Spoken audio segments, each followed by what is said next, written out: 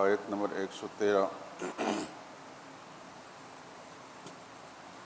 اعوذ باللہ من الشیطان الرجیم، بسم اللہ الرحمن الرحیم۔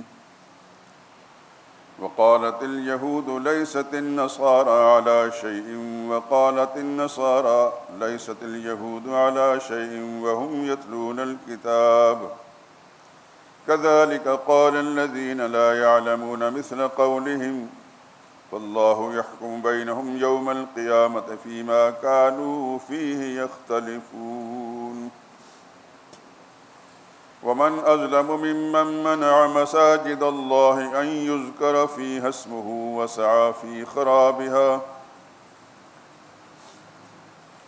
أولئك ما كان لهم أن يدخلوها إلا خائفين لهم في الدنيا خزي ولهم في الآخرة عذاب عظيم ولله المشرق والمغرب فأينما تولوا فثم وجه الله إن الله واسع عليم وقالوا اتخذ الله ولدا سبحانه بل له ما في السماوات والأرض كل له قانتون بديع السماوات والأرض وإذا قضى أمرا فإنما يقول له كن فيكون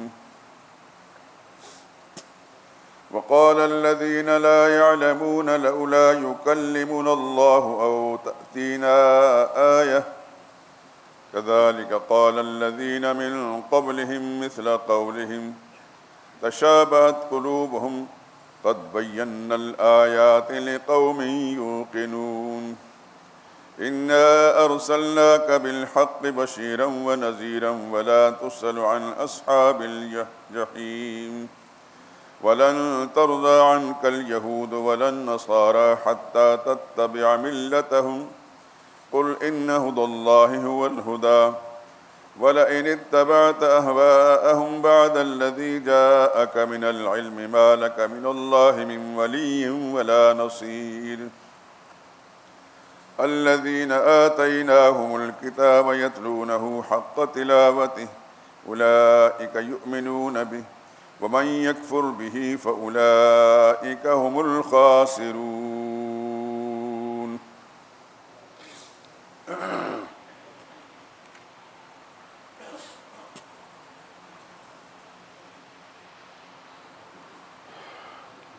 ان آیات کریمہ میں سے بعض کا ترجمہ پہلے ہو چکا ہے اور آج کچھ زیادہ آیتیں پڑھی ہیں، ان کا ترجمہ ساتھ ساتھ ہوگا۔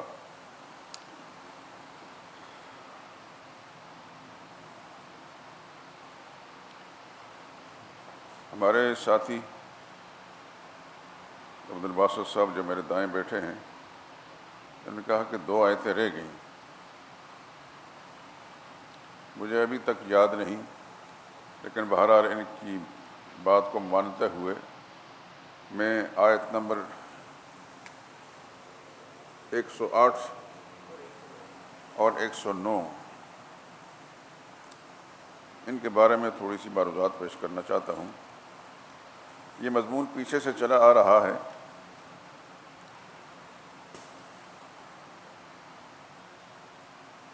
مسلمانوں کو یہ تعلیم دی جا رہی ہے کہ تم ایسے سوال اپنے پیغمبر سے مت کرو جیسے موسیٰ علیہ السلام سے سوال کیے گئے، یعنی یہودیوں نے سوال کیے تھے۔ کبھی وہ کہتے اللہ ہم سے باتیں کیوں نہیں کرتا، کبھی کہتے ہم اللہ کی بات کو نہیں مانیں گے جب تک آنکھوں سے دیکھ نہ لیں۔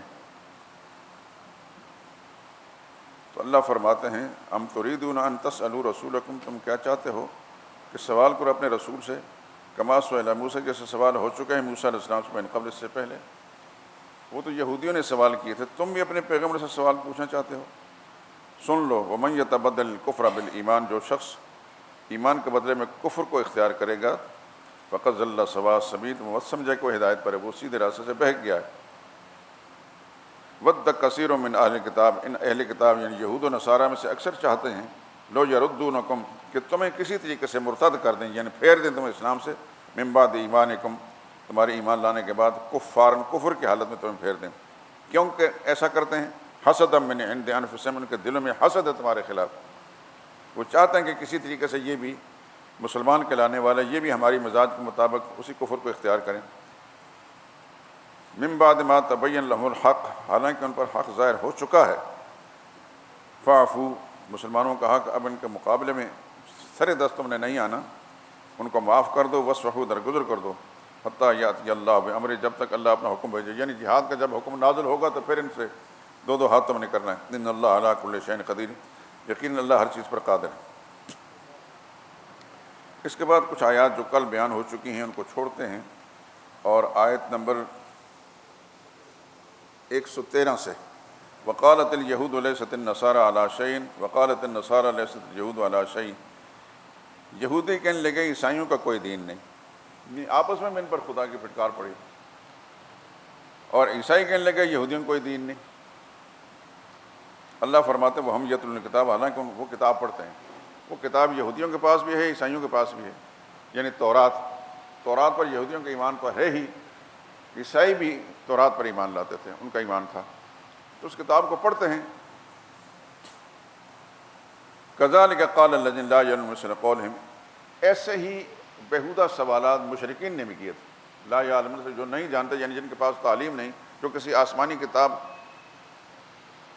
کے پیروکار نہیں رہے، آسمانی کتاب ان پر نازل نہیں ہوئی، یعنی مشرک لوگ۔ یہودی تو چونکہ آسمانی کتاب کو مانتے ہیں، عیسائی بھی مانتے ہیں، ان کا ذکر تو الگ کر دیا۔ لا یعلمون سے مراد ہے کہ جو علم نہیں رکھتے، ان کو کچھ پتہ نہیں وحی خدا بندی کا، وہ بھی ایسی باتیں کرتے تھے۔ فاللہ یحکم بینہم، اللہ فرماتے ہیں اللہ فیصلہ کرے گا ان درمیان یوم القیامہ، قیامت کے روز، فیما کانوا فیہ یختلفون، جس بات میں جھگڑتے تھے۔ ومن اظلم ممن منع مساجد اللہ، یہ آج کا مضمون، یہ بھی اللہ کی طرف سے شکایت ہے ان یہودیوں کی بدبختیوں پر۔ اس سے بڑا ظالم کون ہے جو اللہ کی مسجدوں سے منع کرتا ہے؟ اس کی ایک تفسیر یہ بیان کی گئی ہے، عیسائیوں نے بیت المقدس اس کو گرایا، اس کو تاخت تاراج کیا، اور یہودیوں کو بھی قتل کیا اور وہاں سے نکال دیا، جس وقت یہ عیسائیوں کا غلبہ تھا۔ اسی طریقے سے اس کی تفسیر میں یہ بیان کیا گیا ہے کہ مشرکین مکہ نے حدیبیہ کے مقام پر جب رسول اللہ صلی اللہ علیہ وسلم عمرہ ادا کرنے کے لیے تشریف لائے تھے، صحابہ 1500 صحابہ کرام سمیت، تو وہاں مشرکین کا ایک نمائندہ آ کر کہنے لگا کہ آپ آگے نہیں جا سکتے۔ نبی کریم صلی اللہ علیہ وسلم نے فرمایا کہ بھائی بات یہ ہے، ہم لڑنے نہیں آئے، ہم خدا کی عبادت کرنے لیے آئے، اللہ کے گھر میں طواف کرنے کے لیے آئے، ہمارے پاس نہ ہتھیار ہیں تو کچھ بھی نہیں، طواف کرنے آئے۔ وہ کہنے لگا کچھ بھی ہو ہم آپ کو نہیں چھوڑیں گے، اگر آپ نے کرنا ہی ہے اس سال واپس چلے جائیں، آئندہ سال آ کر یہ کام کریں۔ اللہ کے ہر کام میں حکمت ہوتی ہے، اور خدا کا پیغمبر صلی اللہ علیہ وسلم اس سے بڑھ کر وہ اس حکمت کو جاننے والا ہوتا ہے۔ نبی کریم ان کا ایک نمائندہ آیا تو معاہدہ لکھا گیا آئندہ سال کے لیے، اس سال واپس جائیں گے۔ تو صحابہ کرام میں اس قدر غیظ و غضب تھا، وہ تلے ہوئے تھے کہ ہماری جان چلی جائے، ہم ان سے لڑ کر بیت اللہ میں پہنچیں گے، حالانکہ ان کے پاس ہتھیار نہیں تھے، لیکن خدا کے پیغمبر نے جو فیصلہ کیا، اور نبی کی فراست ساری کائنات سے بڑھ کر ہوتی ہے، تو حضور صلی اللہ علیہ وسلم نے یہ معاہدہ لکھوا دیا۔ اور معاہدہ میں پتہ لکھا کیا کہ جو مکہ کا کوئی شہری مشرکین کا طرف سے بھاگ کر رسول اللہ صلی اللہ علیہ وسلم کے پاس آ جائے گا، مدینہ چلے جائے گا، تو اس کو واپس کرنا ہوگا، لیکن مدینہ سے کوئی آدمی بھاگ کر آ جاتا ہے اس کو ہم واپس نہیں کریں گے۔ تو نبی صحابہ کرام حیران ہوئے کہ یہ دب کر صلح کرنے کا کیا مطلب، کیا ہم حق پر نہیں؟ حضور صلی اللہ علیہ وسلم بار بار پوچھا یا رسول اللہ ہم حق پر نہیں؟ فاروق اعظم رضی اللہ تعالیٰ اس معاملے میں بہت زیادہ غیظ و غضب میں تھے، بلکہ جو معاہدہ لکھا جا رہا تھا غالباً حضرت علی نے لکھا، تو اس میں محمد رسول اللہ کا لفظ جب رسول اللہ نے لکھوانے مشرکین نے اعتراض کیا، ہم اگر اللہ کا رسول مانتے ہوتے تو پھر مقابلہ کیوں کرتے، ہم نہیں مانتے ان کا رسول۔ تو وہ جو رسول اللہ لکھا ہوا تھا تو حضور نے فرمایا چلو اس کو کاٹ دو گے، اور سلیم فرمایا میں نہیں کاٹ سکتا اپنے ہاتھ سے. اللہ کے نبی نے صلی اللہ علیہ وسلم اپنے ہاتھ مبارک سے لے کر رسول اللہ کا لفظ کاٹا, صرف محمد بن عبداللہ لکھا. یعنی بظاہر دب کا یہ صلح ہو رہی ہے, لیکن حقیقتاً اس میں مسلمانوں کی شوکت تھی. مشرکین کو پتہ نہیں تھا, صحابہ کرام کا بھی وہ نبی کی فراست کا علم نہیں تھا. آپس میں بیٹھ کر صحابہ کرام بددلی کے ساتھ نہایت پریشانی کے عالم کے اندر کہ یہ کیا ہو رہا ہے, ہم کیا حق پر نہیں, کیا رسول اللہ حق پر نہیں, تو حضور صلی اللہ علیہ وسلم کیوں دب کر ان کی باتیں مان رہے ہیں. حضور نے ایک دفعہ فرمایا میں خدا کا رسول ہوں. جب انہوں نے سوال کیا رسول اللہ آپ کیوں دب رہے ہیں, تو میں خدا کا رسول ہوں, اللہ کا پیغمبر کوئی بات بھی اللہ کی مرضی کے بغیر نہیں کرتا. اب چونکہ عمرہ کرنے آئے تھے, احرام بندھے ہوئے تھے, حضور صلی اللہ علیہ وسلم نے صحابہ کو حکم دیا کہ یہیں آپ اپنے احرام کھولو, جانور ذبح کر لو یہیں. کوئی نہیں اٹھ رہا. یا اللہ, حیرت کی بات ہوئی. جس قصے کو جب میں نے پڑھا تو میں چکرا گیا, یا خدا بندہ, صحابہ کرام سے بڑا وفادار اور تابعدار ہے کوئی نہیں, اور نبی کریم صلی اللہ علیہ وسلم بار بار فرما رہے اٹھو اور اپنے جانور قربانیاں کرو اور احرام کھول لو. سبحان اللہ. نبی کریم صلی اللہ علیہ وسلم کی ایک زوجہ مطہرہ حضرت ام سلمہ رضی اللہ تعالی عنہ, کیا فراست تھی ان کی, قربان جائیں ان پر. ہماری مائیں, دادیاں, نانیاں سب ان کے جوتوں پر قربان. انہوں نے رسول اللہ صلی اللہ علیہ وسلم کو کے سامنے عرض کیا یا رسول اللہ یہ کوئی بھی اٹھ نہیں رہا.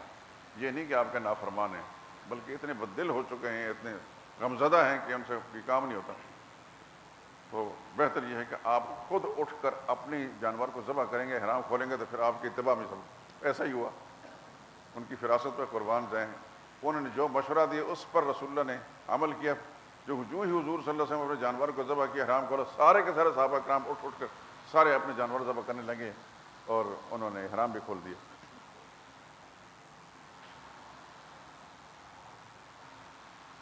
لیکن یہ بات بڑی عجیب تھی کہ جو مکہ سے بھاگ کر مدینہ جائے گا اس کو واپس کرنا پڑے گا, اور جو مدینہ سے بھاگ کر ادھر آئے گا واپس نہیں کریں گے ہم. اس پر صحابہ کرام کو بڑی حیرت ہوئی, یہ کیوں, برابری کیوں نہیں ہے.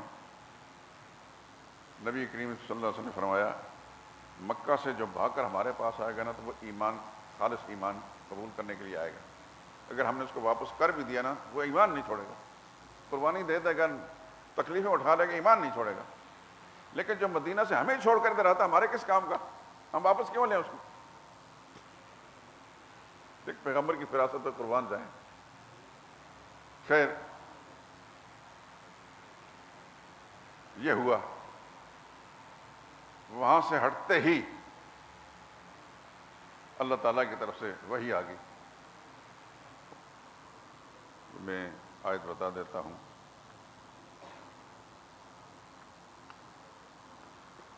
سورہ فتح, انا فتحنا لک فتحا مبینا. میرے پیغمبر ہم نے فیصلہ کر دیا کہ آپ کو کھلم کھلا فتح عطا کر دی. لیغفر لک اللہ ما تقدم من ذنبک, اللہ اگلے پچھلی کوتاہیوں قصوروں کو درگزر فرمائے گا. وَيُتِمَّ نِعْمَتَهُ عَلَيْكَ, اپنی نعمتیں آپ پر پوری کرے گا. وَيَهْدِيكَ صِرَاطًا مُسْتَقِيمًا, صفحہ 663. وَيَنْصُرَكَ اللَّهُ نَصْرًا عَزِيزًا, اللہ تعالیٰ زبردست مدد کرے گا. یعنی بظاہر مسلمانوں نے دب کر صلح کی ہے, لیکن وہ صلح مکمل ہوتے ہی فوری طور پر اللہ کی وحی آ گئی, ہم نے آپ کو فتح مبین عطا کر دی. ہوا کیا, یہ بھی سمجھ لیں فتح مبین کیسے بنی. اس وقت مسلمان غمگین حالت میں نبی کی بات مان کر دل برداشتہ ہو کر چلے گئے. لیکن ایک سال درمیان میں گزرا ہے. اس ایک سال کے اندر کوئی لڑائی جھگڑا نہیں ہوا کفار مشرکین کے ساتھ. اس عرصے کے اندر مسلمانوں میں اتنی جمعیت پیدا ہو گئی, انہوں نے اپنے آپ کو اتنا منظم کر لیا کہ اگلے سال انہوں نے عمرہ تو کر لیا. ہاں, درمیان میں ایک بات رہ گئی. نبی کریم صلی اللہ علیہ وسلم نے صحابہ سے مشورے کے ساتھ حضرت عثمان رضی اللہ تعالیٰ عنہ کو بھیجا کہ جا کر آپ ہماری طرف سے پیغام دیں۔ عثمان کو کیوں بھیجا یہ بھی سمجھ لیں۔ سب صحابہ کرام نے یہ رائے دی کہ عثمان ایسا شخص ہے کہ ان کے احسانات مشرکین مکہ پر بھی ہیں، ان کو کچھ نہیں کہیں گے، باقی کسی صحابی کو بھیجا تو ان کے لیے بڑا مسئلہ بن جائے گا، ان کی جان کو خطرہ ہوگا، عثمان کو کوئی خطرہ نہیں۔ ایسا ہی ہوا، حضرت عثمان رضی اللہ تعالیٰ عنہ نمائندہ بن کر کے، اور مشرکین مکہ نے ان کو کچھ نہیں کہا، بلکہ یہ کہا کہ آپ چاہیں تو بیت اللہ کا طواف کر سکتے ہیں، آپ اپنا عمرہ پورا کر سکتے ہیں، باقیوں کو نہیں چھوڑیں گے۔ سبحان اللہ، حضرت عثمان کے ایمان پر قربان جائیں۔ فرمائیں گے جس نبی نے بیت اللہ کا راستہ بتایا ہے، میں اتنا بے وفا ہوں کہ ان کے بغیر بیت اللہ کا طواف کروں گا۔ رسول اللہ صلی اللہ علیہ وسلم کی محفل میں بعض صحابہ کرام نے یہ بات کہی کہ عثمان بڑے خوش نصیب ہیں، وہ تو طواف کر رہے ہوں گے بیت اللہ کا، ہم یہاں بیٹھے ہیں۔ نبی کریم صلی اللہ علیہ وسلم کے اعتماد میں قربان جائیں، ایسا نہیں ہو سکتا، میرا عثمان میرے بغیر طواف نہیں کر سکتا۔ جو رسول اللہ کی امید تھی ویسے عثمان نے کر کے دیکھا ہے۔ اس سال تو واپس آ گیا، اگلے سال کیا، اور پھر وہ فتح مبین کب ہوئی؟ اگلے سال۔ یہ جب مسئلہ ہوا ہے سن 6 ہجری میں ہوا ہے، اگلے سال 7 ہجری میں تو صحابہ کرام نے آ کر مطلب ہے کہ عمرہ کر لیا، عمرۃ القضا ہو گیا۔ 8 ہجری میں رسول اللہ صلی اللہ علیہ وسلم جس فاتحانہ شان سے مکہ معظمہ میں داخل ہوئے ہیں، وہ آپ حضرات نے بچپن میں سے لے کر اب تک سنا ہوگا، پڑھا ہوگا۔ کوئی ماں کا لال ایسا نہیں تھا کہ سر اٹھا کر دیکھ سکتا رسول اللہ۔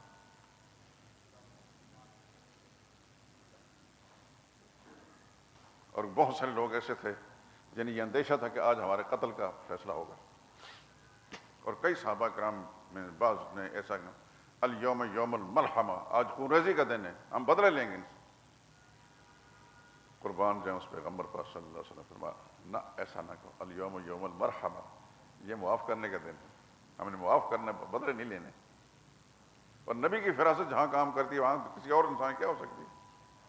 کئی لوگ انتظار میں تھے کہ آج محمد صلی اللہ علیہ وسلم انہوں نے کیا کرنا ہے۔ جب حضور صلی اللہ علیہ وسلم نے نرمی کا معاملہ کیا، بہت ساروں کو اللہ نے اسی وقت ہدایت دے دی۔ اور سیدنا علی رضی اللہ تعالیٰ عنہ کی ہمشیرہ، جن کو ام ہانی کہتے ہیں، ابو طالب کی بیٹی، وہ بھی اس موقع پر مسلمان ہوں۔ یہ بات میں نے جو کہی ہے آپ اس کو ذہن نشین کرنا، کسی دوسرے موقع پر اس کی وجہ بتاؤں گا یہ میں نے کیوں کہی ہے۔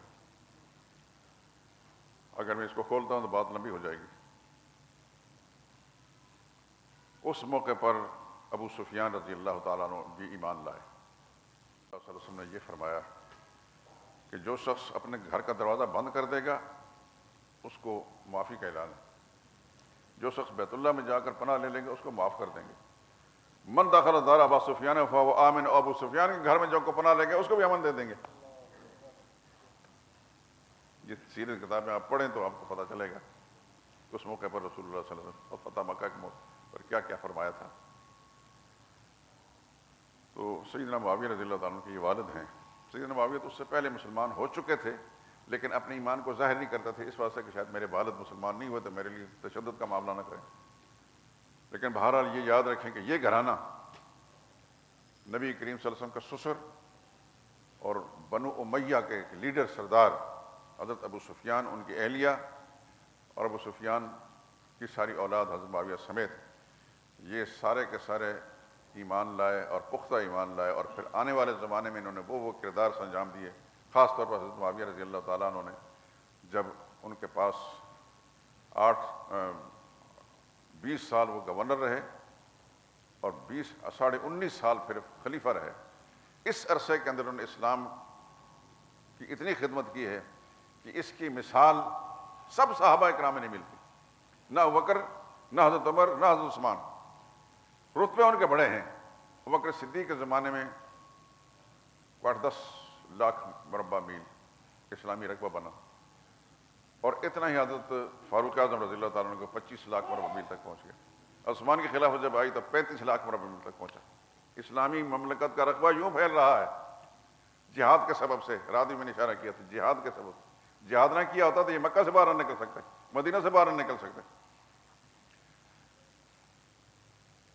تو حضرت عثمان رضی اللہ تعالیٰ عنہ کے زمانے میں 35 لاکھ مربع میل تک اسلامی مملکت پھیل چکی.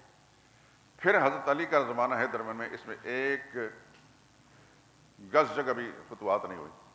اس کی وجوہ اور بہت ساری ہیں، کیونکہ انہوں نے مدینہ چھوڑ دیا تھا، یہ کوفہ چلے گئے تھے، اور کوفی جتنے غدار اور جتنے بدماش لوگ تھے انہوں نے بڑے دھوکے دیے، بڑے نقصان اٹھایا. سیدنا علی رضی اللہ تعالیٰ عنہ نے، وہ لمبی کہانی ہے، انہی کوفی نے سیدنا حسین رضی اللہ تعالیٰ عنہ کو قتل بھی کیا، بلایا بھی پہلے اور پھر شہید بھی کیا، اور ذمہ لگا دیا یزید کے، کیونکہ اس کا تعلق بنو امیہ سے. تو بنو امیہ کے ساتھ تو اہل کفر کو ہمیشہ سے نفرت رہی. اس کا سبب یہ ہے کہ بنو امیہ نے جو کفار کو دبایا ہے اور ذلیل و خوار کیا ہے، خلفاء ثلاثہ کو ایک طرف نکال لیجئے، ان کا رتبہ بہت بڑا ہے. لیکن حضرت معاویہ رضی اللہ تعالیٰ عنہ نے، اور اس کے بعد اموی جو حکمران آئے 51 ہجری تک، انہوں نے پوری دنیا کے اندر اسلام کو غالب کیا، اور دنیا کفر جو ہے اس کے ان کو لوہے کے چنے چبا کے رکھ دی. یہ بات ذہن نشین فرما لیجیے. تو ابو سفیان رضی اللہ تعالیٰ عنہ بھی ایمان لائے، ان کا سارا گھرانہ مسلمان ہوا، اور پھر نقشہ ہی بدل گیا. ابو جہل تو اس سے پہلے سن بدر کے اندر، غزوہ بدر کے اندر ہلاک ہو چکا تھا، اور بہت بڑے سرغنے مارے گئے تھے، اور جو گرفتار ہوئے تھے وہ سارے کے سارے ایمان لے آئے. مزے کی بات تو یہ ہے کہ پیغمبر کی فراست کیا ہے، جو گرفتار ہوئے تھے ان کو رسول اللہ نے قتل نہیں کیا. یہ شاید میں نے رات اس بات کی طرف اشارہ نہیں کیا. ان قیدیوں کے بارے میں حضور صلی اللہ علیہ وسلم صحابہ سے مشورہ لیا، تو ابو بکر صدیق کی رائے یہ تھی کہ یا رسول اللہ ان کو چھوڑ دیا جائے، امید ہے کہ اللہ ان کو ہدایت دے دے. فاروق اعظم کی رائے یہ تھی کہ ان کو قتل کیا جائے، کسی کو نہ چھوڑا جائے، میرا رشتہ دار میرے حوالے کیجیے، میں اپنے ہاتھ سے قتل کروں گا، فلاں کا رشتہ دار فلاں کو دیا جائے، فلاں کا رشتہ دار فلاں کو دیجیے، وہ اپنے اپنے ہاتھ سے قتل کرے تاکہ اسلام کی دھاک بیٹھ جائے. لیکن نبی کریم صلی اللہ علیہ وسلم کی رائے یہ تھی کہ ان کو چھوڑ دیا جائے، اور بکر صدیق کی رائے بھی پیغمبر صلی اللہ علیہ وسلم کی رائے کے مطابق تھی، اور چھوڑ دیا. اس کے بعد پھر وہی لوگ جن کو چھوڑا گیا وہ بڑے بڑے اسلام کے خادم بنے اور اسلام کے محافظ بنے. انہیں چھوڑے جانے والے لوگوں میں حضرت عباس بھی تھے، رسول اللہ صلی اللہ علیہ وسلم کے چچا، یہ بھی قید ہوئے تھے. تو آپ جانتے ہیں حضرت عباس کتنے بڑے انسان رہے. انہیں چھوڑے جانے والے لوگوں میں رسول اللہ صلی اللہ علیہ وسلم کے داماد بھی تھے. کون؟ حضرت ابو العاص بن ربیع، رسول اللہ صلی اللہ علیہ وسلم کے بڑے داماد، سیدہ رسول اللہ صلی اللہ علیہ وسلم کی صاحبزادی سیدہ زینب رضی اللہ تعالی عنہا کے شوہر تھے. اور یہاں یہ بات میں چلتے چلتے کہہ دوں، اسلام کی دعوت سے پہلے، اسلام آنے سے پہلے حضرت ابو العاص بن ربیع مشرک تھے، رسول اللہ صلی اللہ علیہ وسلم کے ساتھ دوستی تھی، اور بہت بڑے تاجر تھے مکہ معظمہ کے، اور تاجر ہونے کے ساتھ ساتھ بڑے دلیر اور بہادر شمار ہوتے تھے. ان کے بارے میں مشہور بات ہے تاریخ، ان کو جرول بطحہ کہا جاتا. یہ بطحہ کا شہر ہے، بطحہ سے مراد مکہ معظمہ اور اس کے آس پاس. اتنے دلیر اور بہادر آدمی تھے، بڑے کامیاب تاجر بھی تھے اور پیسے والے تھے. ہر روز رسول اللہ صلی اللہ علیہ وسلم کے ساتھ ان کی ملاقات ہوتی، ہر روز تقریباً رسول اللہ صلی اللہ علیہ وسلم کے ساتھ ان کے شام کا کھانا ہوتا تھا، یعنی انہی کے گھر. لیکن جب اسلام کی دعوت پھیلی تو یہ ایمان نہیں لائے، لیکن انہوں نے کھل کر مخالفت، رسول اللہ کی مخالفت نہیں کی، اسلام بھی نہیں لائے، مخالفت بھی نہیں کی. البتہ ان کی زوجہ سیدہ زینب رضی اللہ تعالی عنہا حضور صلی اللہ علیہ وسلم، حضرت ابو العاص بن ربیع کی،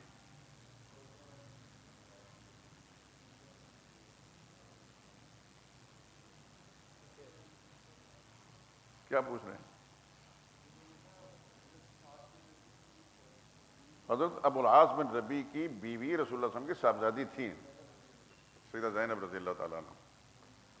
ان کو اجازت دے دی کہ اگر آپ مدینہ طیبہ جانا چاہتے ہیں چلی جائیں، میں ذرا سوچوں گا. عجیب بات ہے کہ یہ تجارت کے لیے گئے ہوئے تھے ملک شام. واپسی پر جس وقت مدینہ طیبہ کے قریب سے پہنچے تو مدینہ کے مسلمانوں کو، مجاہدین کو پتہ چلا کہ ایک قافلہ آ رہا ہے مشرکین کا تجارت سے. تو حضرت ابو العاص بن ربیع اس وقت مسلمان تو نہیں ہوئے تھے لیکن فراست تو تھی.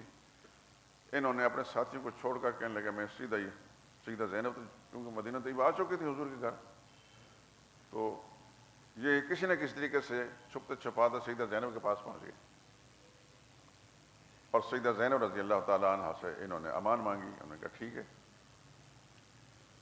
فجر کی نماز کے بعد سیدہ زینب رضی اللہ تعالیٰ عنہ کی آواز گونجی کہ سارے مسلمان سن لیں، میرے والد حضرت نبی کریم صلی اللہ علیہ وسلم کو ابھی پتہ نہیں لیکن ابھی میرے اس اعلان سے پتہ چل جائے گا کہ میرے شوہر ابو العاص آئے ہیں اور میں نے ان کو امان دے دی ہے۔ چنانچہ سلام پھیرنے کے بعد رسول اللہ صلی اللہ علیہ وسلم نے فرمایا تم لوگوں نے آواز سنی؟ کہ یا رسول اللہ سنی ہے، میرے علم میں نہیں تھا وہ آئے ہیں، لیکن یاد رکھیے کہ ہر مسلمان، ہر شخص کسی کو اگر امان دینا چاہے تو امان دے سکتا ہے۔ چنانچہ میری بیٹی نے اگر امان دی ہے تو ہم اسی امان قبول کریں گے۔ تو حضور صلی اللہ علیہ وسلم جب گھر واپس تشریف لائے تو سیدہ زینب سے کہا کہ ان کی آؤ بھگت کریں، خاطر تواضع کریں، لیکن ان کے قریب نہیں رہنا، ایک بستر پر نہیں سونا۔ حضرت ابو العاص بن ربیع رضی اللہ تعالیٰ عنہ اس وقت ایمان تو نہیں لائے تھے، لیکن یہ ساری باتیں سن کر تو وہاں سے اجازت لے کر نکلے، واپس مکہ معظم پہنچے۔ جن جن لوگوں کے پیسے ان کی طرف تھے، جن تجارت کا سامان لے کر گئے تھے، ان سب کے پیسے ادا کر دیے اور سب کہا کہ تمہارا کوئی حق مجھ پر تو نہیں؟ کہ نہیں کہا یا نہیں، کہا سن لو کہ آج میں کلمہ پڑھتا ہوں لا الہ الا اللہ محمد رسول اللہ، اور پھر سیدھے مدینہ طیبہ چلے گئے۔ اگر اس وقت ہم بات کر رہا تھا کہ اگر رسول اللہ صلی اللہ علیہ وسلم کی مرضی نہ چلتی اور فاروق اعظم کی مرضی چلتی ہوتی تو یہ اس سے پہلے قتل ہو چکے ہوتے، لیکن نبی کی فراست پر قربان جائیں، نبی نے کیا سوچا اور علم الہی میں کیا تھا، تو نہ حضرت عباس قتل ہوئے، نہ حضرت ابو العاص بن ربیع قتل ہوئے، اور اسلام کو اتنا بڑا فائدہ پہنچا کہ جس کی کوئی نظیر نہیں مل سکتی۔ تو بات یہ کر رہا تھا کہ حدیبیہ کے مقام پر مشرکین نے صحابہ کرام کو، حضور صلی اللہ علیہ وسلم کو روکا۔ اس کو اللہ نے فرمایا من اظلم ممن منع مساجد اللہ، اس سے بڑا ظالم کون ہے جو اللہ کی مسجدوں سے یعنی بیت اللہ میں طواف کرنے سے روکتا ہے، اس میں اللہ کا نام لیا جائے، وصافی خرابہا، اور اس کو اجاڑنے میں کوشش کرتا ہے، یعنی اللہ کی توحید کا مسئلہ نہیں بیان کرنے دیتا، ذکر اذکار نہیں کرنے دیتا، عبادت نہیں کرنے دیتا، وہ بگاڑ رہا ہے مسجد۔ اولئک ما کان لہم یدخلوها الا خائفین، ان لوگوں کے لائق نہیں کہ مسجد میں داخل ہوں سوائے سے کہ ڈرتے ڈرتے جائیں، ان کے لیے دنیا میں ذلت ہے اور آخرت کے اندر عذاب عظیم ہے، بڑی سزا ہے۔ مسلمانوں کو ترغیب دی گئی، اگر فرض کرو تمہیں نماز نہیں پڑھنے دیتے مسجد کے اندر تو مت گھبراؤ، للہ المشرق والمغرب، مشرق بھی اللہ کا، مغرب بھی اللہ کا، اینما تولوا فثم وجہ، جدھر منہ کر کے تم نماز پڑھ کر ادھر ہی اللہ کی ذات ہے، ان اللہ واسع، اللہ بڑا کشائش کرنے والا مہربان ہے۔ ایک اور شکوہ، وقال اتخذ اللہ ولدا، کہنے لگے اللہ تعالیٰ بھی اولاد رکھتا ہے۔ آپ جانتے ہیں کہ یہودی حضرت عزیر علیہ السلام کو خدا کا بیٹا کہتے، عیسائی عیسیٰ علیہ السلام کو خدا کا بیٹا کہتے، کہنے لگے خدا کی اولاد۔ سارے یہ بکواس، یہ کیا کہا جا سکتا ہے؟ اللہ فرماتا سبحانہ، اللہ پاک ہے، اللہ کی کوئی اولاد نہیں، نہ اللہ کو کوئی مجبوری ہے نہ کوئی ضرورت ہے، اللہ پاک اس سے۔ بل لہو ما فی السماوات، بلکہ جو کچھ آسمان و زمین میں سب اللہ کے اختیار میں ہے، کل لہو قانتون، سب اسی کے فرما بردار و تابعدار ہیں۔ اللہ وہ ہے موجد ہے آسمان و زمین کا، پیدا کرنے والا ہے، اور جب کسی کام کا فیصلہ کرتا ہے تو اس کے لیے کہتا ہے کن فیکون، وہ ہو جاتا ہے۔ یہ کن تو قرآن کی اصطلاح ہے، کن، اللہ کو کن کہنے کی ضرورت نہیں، جب اللہ ارادہ کرتے ہیں کسی کام کا وہ ہو جاتا ہے۔ کون مجھے اور آپ کو سمجھانے کے لیے، جس کام کا اللہ ارادہ کرتے ہیں تو اس کو کہتے ہیں کون ہو جاتا ہے، وہ ہو جاتا ہے، لیکن اصل بات یہ ہے کہ جب اللہ کسی کام کا ارادہ کرتے ہیں تو اس ارادے کے ساتھ سب کچھ ہو جاتا ہے۔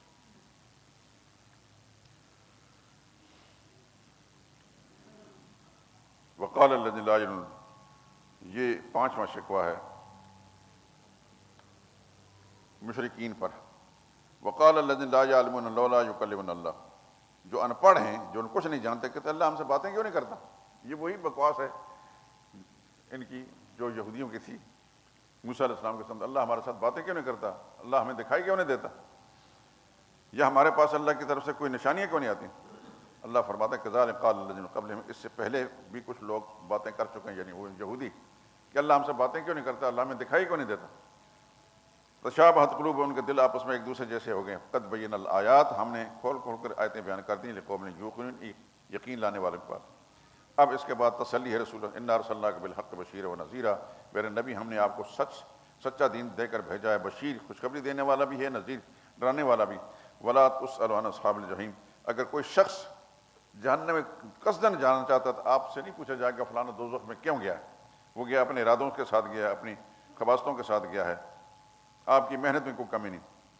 پھر فرمایا ولن ترضی عنک الیہود ولا النصارى، آپ سے یہودی بھی خوش نہیں ہوں گے، عیسائی بھی نہیں خوش ہوں گے، حتیٰ تتبع ملت، جب تک آپ ان کے تابع نہ ہو جائیں، ان کے دین کو نہ قبول کر لیں۔ قل، میرے نبی کہہ دیں، ان ہدی اللہ هو الہدی، جو اللہ کی ہدایت ہے وہی ہدایت ہے، تمہارے پیچھے چلنا یہ ہدایت نہیں۔ ولئن اتبعت اہواءہم، اللہ فرماتے ہیں کہ بالفرض اگر آپ نے ان کی تابعداری کر لی یہود و نصارہ کہنے پر، بعد الذی جاءکم، جب کہ آپ کے پاس علم آ چکا ہے، ما لک من اللہ من ولی، پھر اللہ کے بغیر آپ کا کوئی حمایت کرنے والا نہیں ہوگا، نہ مددگار ہوگا۔ یعنی سخت قسم کی زجر ہے رسول اللہ صلی اللہ علیہ وسلم کو کہ کسی صورت میں آپ نے یہود و نصارہ کی بات نہیں مانی۔ اب آخری آیت کے اندر الذین آتیناہم الکتاب یتلون حق تلاوتہ، وہ لوگ جن کو ہم نے کتاب دی ہے اس کی تلاوت کرتے ہیں حق تلاوت، جیسے صحابہ کرام، اولئک یؤمنون بہ، یہ لوگ اس پر یقین بھی لاتے ہیں۔ ومن یکفر بہ، جو کوئی اس کا انکار کرے گا، فاولئک هم الخاسرون، تو ایسے لوگ نقصان اٹھانے والے ہیں۔ سبحانک اللہم و بحمدک، اشہد ان لا الہ الا انت، استغفرک۔